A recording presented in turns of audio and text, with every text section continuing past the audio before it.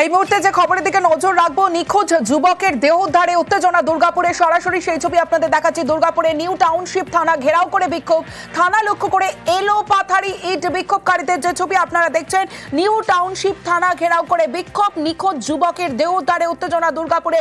কি পরিস্থিতি, কি কারণে এই বিক্ষোভ, কি বলা হচ্ছে বিক্ষোভকারীদের তরফে জানবো। অর্পণ রয়েছে আমার সঙ্গে। অর্পণ, দুর্গাপুরের নিউ টাউনশিপ থানার অন্তর্গত ধ্যানবে কলোনির বাসিন্দা ছিল যুবক ভৈরব ক্ষেত্রপাল নাম। রবিবার তার ঝুলন্ত মৃতদেহ উদ্ধার হয় এবং পরিবার তারা অভিযোগ করেছিল যে তাকে খুন করা হয়েছে, এমনই পরিবারের লোক অভিযোগ করেছিল।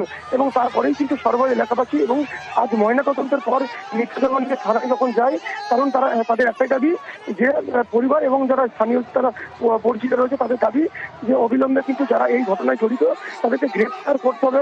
এই দাবিকে সামনে রেখে কিন্তু তারা থানার সামনে মৃতদেহ রেখে বিক্ষোভ দেখায়। এরপরেই কিন্তু সিটি সেন্টার ফাঁড়ির যিনি ভারপ্রাপ্ত আইসি রয়েছে সুদীপ্ত বিশ্বাস, তিনি কিন্তু ওই বিক্ষোভকারীদের ইট ছোড়া ইটে কিন্তু যখন তার মাথায় চোট লাগে এবং রীতিমতো কিন্তু নিউ টাউনশিপ তারা লক্ষ্য করে কিন্তু ইট বৃষ্টি ছুটতে থাকে বিক্ষোভকারীরা। যদিও পরবর্তী ক্ষেত্রে কিন্তু বিশাল পুলিশ বাহিনী গিয়ে পরিস্থিতি সামাল দেয়।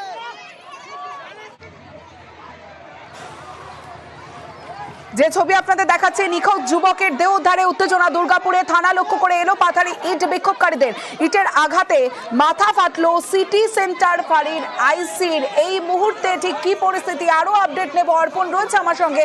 অর্পণ, পরিস্থিতিতে কিছুটা পরিবর্তন হলো?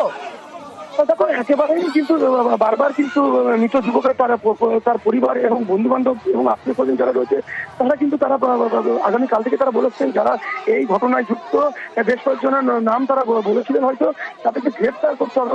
অতএব এই পরেই কিন্তু পরিস্থিতি অগ্নিগর্ভ হতে থাকে, কারণ মৃতদেহ দুর্গাপুর মহকুমা হাসপাতালে ময়না তদন্তের পর তারা নিয়ে আসে নিউ টাউনশিপ থানায় এবং তারা বারবার তারা দাবি জানিয়েছেন যারা এই ঘটনায় যুক্ত, কারণ মৃতের পরিবার বারবার তারা অভিযোগ করছেন যে যুবককে খুন করা হয়েছে এবং এর পরেই কিন্তু সেখানে পুলিশ মোতায়েন হয় এবং এই বিক্ষোভকারী যারা রয়েছেন তাদের ছোড়া ইটে জখম হন সিটি সেন্টার ফাঁড়ির আইসি, তার মাথায় ইটের আঘাত লাগে এবং মাথা ফেটে যায়। এবং গোটা ঘটনা নিয়ে পুলিশের কি বক্তব্য?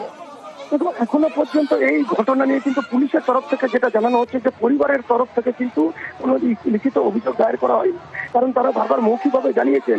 এরপরেও কিন্তু গোটা বিষয় কিন্তু পুলিশ খতিয়ে দেখছে, কারণ যুবকের যে দেহ যেখান থেকে উদ্ধার হয় সেখান থেকে কিন্তু নমুনা সংগ্রহ করে নিয়ে যায় পুলিশ এবং তাদের পরিবার যেটা জানাচ্ছিল তাদের সেই খুন করা হয়েছিল বারবার অভিযোগ করেছিলেন এবং পুলিশ যেটা জানাচ্ছেন খুন নাকি আত্মহত্যা ময়না তদন্তের রিপোর্ট আসার পরেই কিন্তু সেটা পরিষ্কারভাবে জানা যাবে। এবং তারা সেই দাবিতেই কিন্তু রীতিমতো যারা এই ঘটনায় যুক্ত বেশ কয়েকজন নাম তারা পুলিশকে জানিয়েছিলেন। মৃতদেহ নিয়ে তারা যখন থানায় বিক্ষোভ দেখান, রীতিমতো দোষীদের গ্রেফতারের দাবি জানাচ্ছিলেন, সেই সময় কিন্তু বিক্ষুব্ধ বেশ কয়েকজন তারা থানা লক্ষ্য করে ইট পিষ্টি ছোড়ে এবং সেই ইটের আঘাতেই কিন্তু একজন পুলিশ আধিকারিক তিনি জখম হন। বেশ অর্পণ।